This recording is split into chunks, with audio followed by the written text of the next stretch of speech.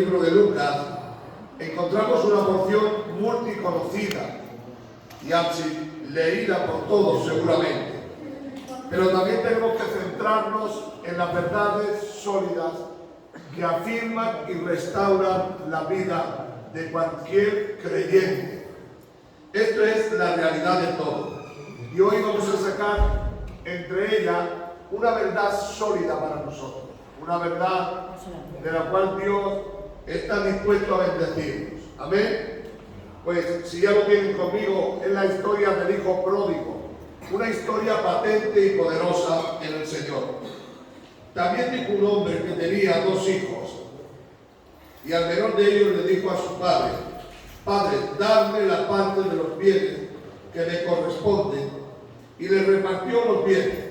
Y no muchos días después, juntando todo, el hijo menor se fue lejos a una provincia, apartado de allí, y desperdició sus bienes viviendo perdidamente.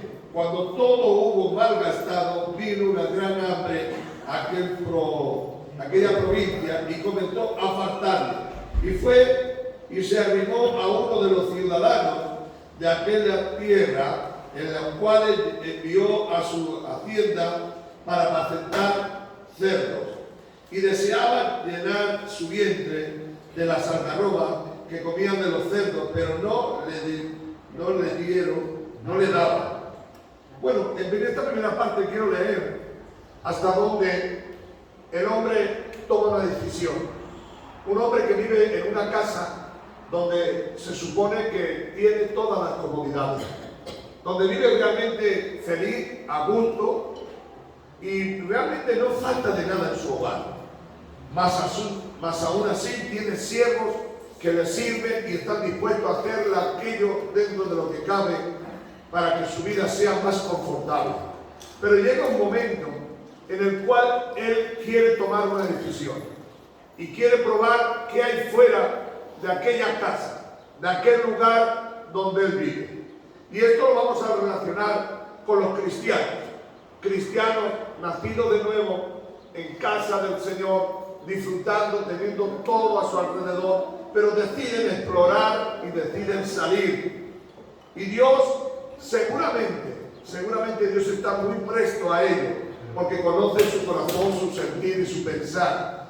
Si hoy nosotros reflexionamos cuántas veces le hablaría el padre a este hijo qué es lo que se iba a encontrar fuera de su casa, cuántas veces le habrá dicho: no menosprecies el estar aquí estás mimado, guardado, protegido, pero sin embargo tu corazón quiere explorar lo que no ha conseguido aquí, que quizás creyendo que fuera de aquí hay otro mundo mejor que este. El padre, a pesar suyo, tiene que dejarle que tome una decisión. Tiene que dejarle hasta lo más íntimo de lo ser, de su vida, para que él tome una decisión. Y lo deja a ese lugar. Ese lugar es el mundo, y está en esa situación crítica, angustiosa, creyendo que disfrutaba de todo, creyendo que todo le iba bien. Al tiempo se da cuenta que no le va tan bien y que no tiene tanta comodidad como él tiene. Pero ¿cuál es el problema que yo encuentro en esta historia o en esta parábola? Hay una historia y una parábola real aquí. Muchas veces, aunque estemos dentro de la casa de Dios, queremos explorar otras cosas. Queremos vivir bajo nuestros pensamientos y nuestros sentimientos. Y queremos de una manera o de otra a ver qué existe más de lo que hemos vivido. Si hoy te pones a pensar, tú y yo llevamos ya muchos años en el Señor. Han pasado por nosotros muchas épocas, han pasado por nosotros muchos años. Y tal vez algunos ya están cansados de la rutina de siempre lo mismo. Y algunas veces queremos explorar, sin dejar la casa, pero queremos explorar otro mundo. ¿Qué hay más? Y empezamos a malgastar nuestro tiempo, como hizo el hijo pródigo. A malgastar y a probar y a estar ahí. Porque en esa situación que se encontraba el hijo pródigo, parece ser que por ningún sitio envió siervos para ayudarle, ni envió embajadores para hablarle, sino que lo dejó a su albedrío para que él tomara decisión. ¿Dónde quiero llegar en esta tarde? Dios no puede violentar a nadie. Dios no puede obligar a nadie. La decisión de la que tomemos nosotros es responsabilidad nuestra. Dios no va a hacer que tus pensamientos sean cambiados. ¿Sabes por qué? Porque Dios te hizo libre. Y Dios nos hizo libre y no nos va a obligar a hacer lo que no queremos hacer. Así que el hijo le pidió a su padre todo y cuando lo tuvo todo se fue. Pero yo no veo que el padre mandara embajadores o enviados, ni siquiera siervos para buscarlo y traerlo a los pies, sino que le dejó con su cruda realidad para que se afrente a su propia vida y se dé cuenta que no hay lugar como la casa de Dios. Pero es una experiencia que debe de tomar personalmente. Mira, nuestros hijos que tenemos, los que tenemos hijos, quisiéramos que siguieran estos caminos, pero algunas veces tenemos que dejarlos para que ellos hagan su propia vida. Aunque le hemos predicado la verdad, aunque le hemos abierto el camino a la salvación, es algo que ellos tienen que hacerlo por su propia cuenta. Tienen que encontrar a Cristo para que sus vidas sean cambiadas. Así que exploraron todo y se dieron cuenta de algo muy importante, que aquellos que pensaban que eran sus amigos no eran sus amigos, que aquellos que iban con él y le abrazaban y le saludaban ya no les saludaban, que aquellos que cuando él tenía y repartía todos de una manera o de otra lo alababan, ahora están sin alabarle. Mas se atreve aún a pedir un favor a uno de sus grandes amigos y en lugar que lo manda a aceptar cerdos. Imaginaos un judío que eran animales inmundos a aceptar cerdos. Quiere decir que el amigo o los amigos al final lo único que querían de él era sacarle lo que tenían, pero no era nada de esto. Cuando Dios interviene, vayan conmigo a la Biblia y vamos a ver cuándo Dios interviene en este asunto. Dice en el verso 17, y volviendo en sí dijo, ¿cuántos jornaleros de mi casa, en casa de mi padre tienen abundancia de pan? Y yo aquí perezco de hambre. Me levantaré, iré a mi padre y le diré, Padre, he pecado contra el cielo y contra ti. Hasta que el hijo pródigo no volvió en sí, hasta que no se vio en la situación y dijo, a ver qué me está pasando, qué es lo que me está sucediendo. Hasta que el hijo pródigo no volvió en sí, Dios no pudo actuar en él. Entonces dice que reconociendo, y esta es la verdad la cual yo quiero compartir en este día, hasta que tú no reconozcas, hasta que tú realmente no entiendas de parte de Dios, hasta que tú no comprendas que necesitas el amor de Dios y el amor de la verdad, no va a cambiar tu vida. Hasta que tú no te encuentres en ese lugar que se encontraba el hijo pródigo, que volviendo en sí recordó y meditó y dijo, ¿cuántos jornaleros en la casa de mi padre tienen abundancia de pan y yo muero de hambre? Hoy más que nunca, un hijo de Dios tiene que empezar a entender y comprender, pero tiene que volver en sí, tiene que pararse, tiene que hacer un esto en su vida y decir verdaderamente, lo que tengo en Cristo es mucho más de que todo lo que pueda ofrecer el mundo, el pecado. Hay algo que la Biblia nos resalta muy fuerte aquí. Dice que él llegó al estado de entender y comprender que en la casa de su padre había abundancia. Esa abundancia la tenía cuando estaba con su padre, pero no la valoraba. Y hoy te digo de parte de Dios, hasta que no empecemos a valorar lo que tenemos de Dios, hasta que no empecemos a considerar lo que tenemos de parte de Dios, Dios no puede actuar en nosotros. Dios quiere ayudarnos y Dios quiere bendecirnos, pero no puede hacer nada con nosotros hasta que no reconozcamos que en la casa de Dios hay abundancia de pan. En Cristo estamos completos, en Cristo estamos saciados, en Cristo lo tenemos todo. Pero muchas veces Dios nos permite hasta que nos demos cuenta. No pudo hacer nada el Padre hasta que el Hijo no volvió en sí. El padre estaba presto para ayudarle, por supuesto que sí, dice la Biblia. El padre no quería como estaba, no, pero el padre no podía obligarlo. El padre no podía hacer cambiar los pensamientos. El padre no podía hacer que volviera en sí. Él tuvo que volver en sí y reconocer que había pecado contra su padre. Había pecado porque esto es algo bárbaro lo que hizo el hijo. Pero nosotros también podemos estar en esta causa, no valorando lo que tenemos de parte de Dios, no considerando que en la casa del Padre hay abundancia de pan. Como dijo el rey David, mejor un día en tu presencia que 1000 años fuera de ti. Como dijo el rey David, un trozo de pan en tu casa es mejor que manjar en casa del rey, porque en la presencia de Dios hay plenitud de gozo y delicia a su diestra para siempre. Amén. Pero tenemos que volver en sí, valorarse, sopesar lo que tenemos en Cristo. Estamos viviendo una apostasía al 100% a nivel mundial. No solamente de cristianos, sino de inconversos. Ya los inconversos no creen en Dios, pero es que los que creen en Dios, así llamados nosotros cristianos, estamos también muy lejos de ser hombres y mujeres radicales para Dios. Somos muy light, somos muy de todo, muy blanditos, muy cerca de allí. ¿Por qué? Porque se está viviendo un evangelio donde la gente no está volviendo en sí y valorando lo que realmente tenemos de parte de Dios. Tenemos la mejor parte, Dios está con nosotros, pero sin embargo, aunque Cristo dice que lo llena todo en todos, parece ser que nos falta algo más. Le faltaba al hijo pródigo y volvió y emprendió su lucha y se fue. Respuesta del Dios Todopoderoso.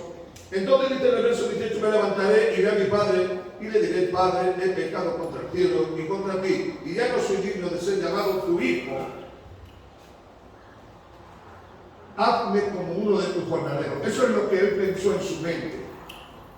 Levantándose vino a su padre, y cuando aún estaba lejos, lo vio su padre, y fue movido a misericordia. Y corrió y se echó sobre su cuello y le besó. Mirad, hermano, la actitud del padre. El padre cada mañana se levantaba esperando que su hijo volviera. Y no estaba esperando para cuando volviera poder recriminarle, poder decirle y poder dar. El único deseo que había en el padre es que su hijo volviera, porque cuando su hijo vuelve a casa, está reconociendo que la casa de su padre, la cual él dejó por un tiempo, no había entendido el proyecto que había tenido el padre con él, y es que el hijo fuese el señor de aquel lugar y que pudiera disfrutar de todo lo que había en aquel lugar. En la casa de Dios hay plenitud de gozo. En la casa de Dios hay delicias a diestra y siniestra. Esto hay que valorarlo, hermano. Los del mundo no tienen la paz que Dios te dejó a ti y a mí. Mi paz os dejo, mi paz os doy. En el mundo no vamos a encontrar el consuelo, el socorro, el sustento del mismo Dios. Podremos refugiarnos con gente, podremos rodearnos de familia, pero si no te rodeas del Espíritu de Dios, si no te rodeas del amor de Dios, si no te rodeas de lo que Dios tiene para ti, no habrá. Así que él, antes de que el hijo llegara y empezara a explicarle todo eso, ya Dios le había perdonado, ya el Padre le había perdonado y siempre lo había tenido. Él pensaba que por haberse ido de la casa del Padre, ya no tenía el derecho legal de poder ser su hijo, pero para su padre seguía siendo su hijo. ¿Cuántos me escuchan? Amén.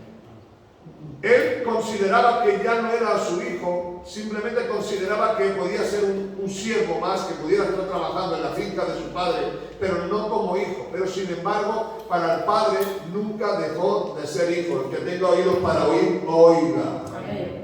No le importó que gastó el dinero, no le importó que se fue, no le importó que menospreció lo que tenía, porque para él seguía siendo su hijo. Solamente quería que volviera, porque cuando vuelve, él reconoce que tiene algo allí que no ha encontrado allí. Digan aleluya. Aleluya. Que tiene algo dentro que no necesita ir fuera. Amén. Así que dice esto la Biblia.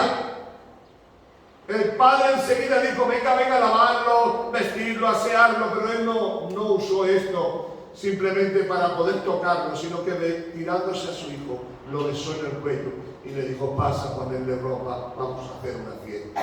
Oh, mis hermanos de mi alma. Él, el tiempo que estuvo fuera, estuvo acostumbrado a hacer las fiestas con dinero, aquí era gratis. Aquí su padre tenía un becerro gordo que lo tenía apartado para un día especial, para una fiesta especial, para algo sublime, no justamente para este hijo, sino para cualquiera de los que estuvieran ahí, para cualquier asunto importante. Pero él lo había guardado para celebrar la mejor fiesta.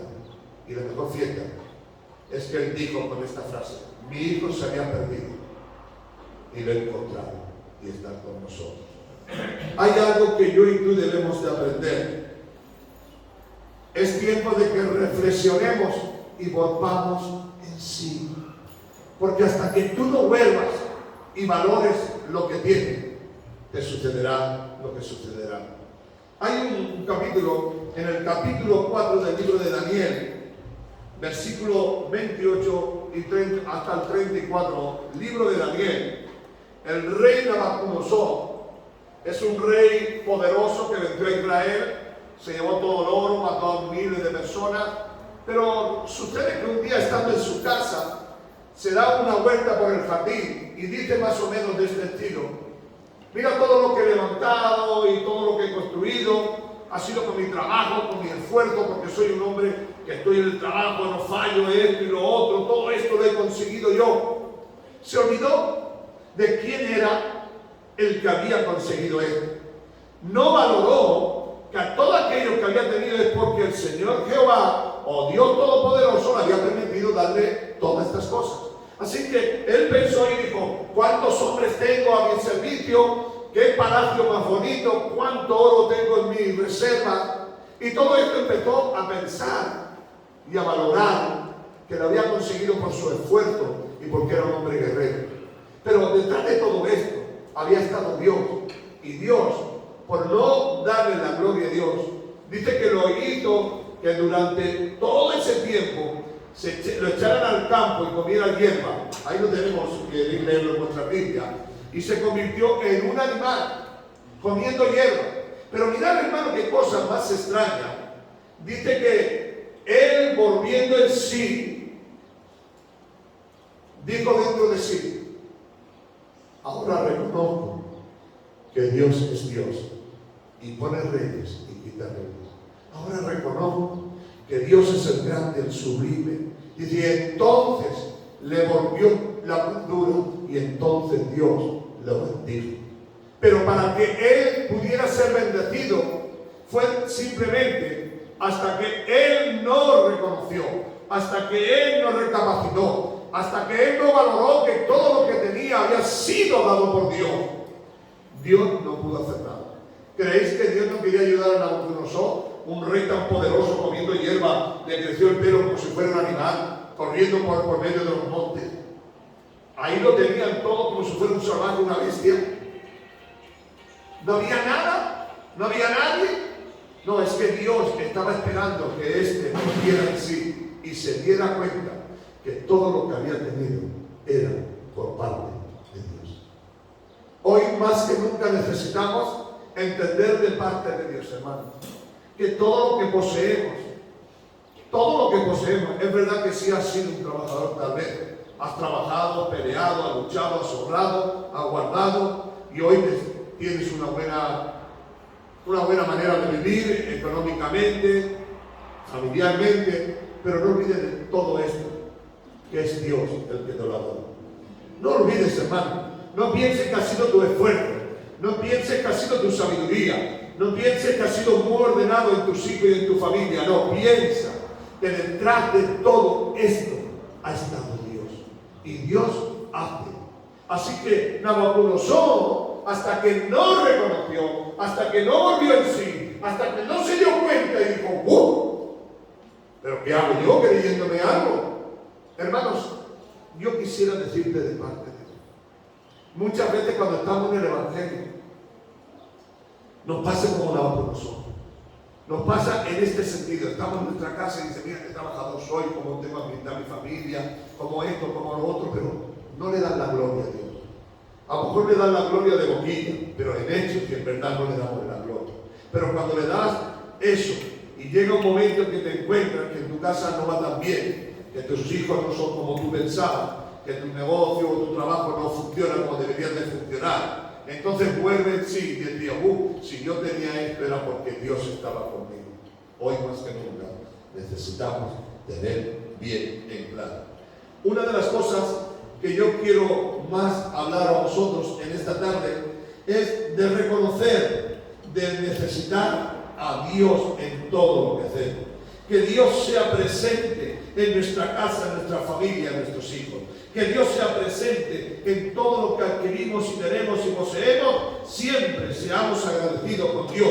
Vivamos una vida siempre de gratitud, siempre de fidelidad, siempre de integridad, reconociendo que no hay casa como la casa de nuestro Dios, que no hay una forma de vivir mejor que la de Dios. Porque mirad lo que dice la Biblia, y la Biblia nos recalca bien. En el libro de Jueces, capítulo 3, versículo 7 y versículo 9, hay un estribillo que se mueve en todo el libro de los jueces y en todos los libros que le siguen. ¿Sabéis cuál era el estribillo? Israel desobedecieron a Dios y se rebelaron contra Dios y pecaron contra Dios y desobedecieron a Dios. Continuamente hay una palabra que predomina: y hicieron lo malo. Digan aleluya. Aleluya. Digan gloria a Dios. Gloria a Dios. Hay una frase que dice: hicieron lo malo, y por hacer lo malo Dios permitió que pasara esto, esto y esto y esto y esto y esto. Pero dice que cuando el pueblo volvía en sí y le pedía a Dios y le pedía perdón, de nuevo Dios mandaba un juez para restaurar el reino de Israel. Así que la palabra que suena: hicieron pues los hijos de los Israel lo malo ante los ojos de Jehová. Olvidaron a Jehová su Dios. Cuando olvidan, hermano, cuando nos olvidamos de nuestro Dios, cuando nos olvidamos de lo que Dios ha hecho en nuestras vidas, dice, y entonces hacían lo malo. De nuevo tenían que pasar hambre, angustia, persecución, aflicción, momentos difíciles en su vida. Entonces ellos clamaban y Dios enviaba un libertador. Digan aleluya. Aleluya. Hoy por hoy,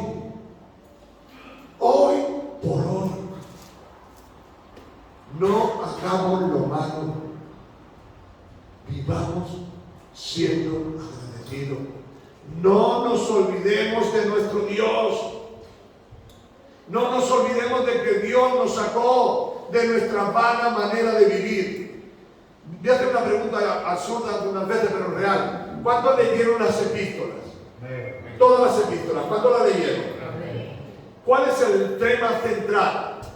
El tema central es tan sencillo como este: que vivan la vida de Dios, que se aparten de esto, que se aparten de lo otro, que se aparten de lo otro. Ese era el tema. ¿Sabéis por qué? Porque el apóstol Pablo sabía y tenía bien claro que por naturaleza nosotros somos personas olvidadizas para lo bueno y recordamos mucho lo malo.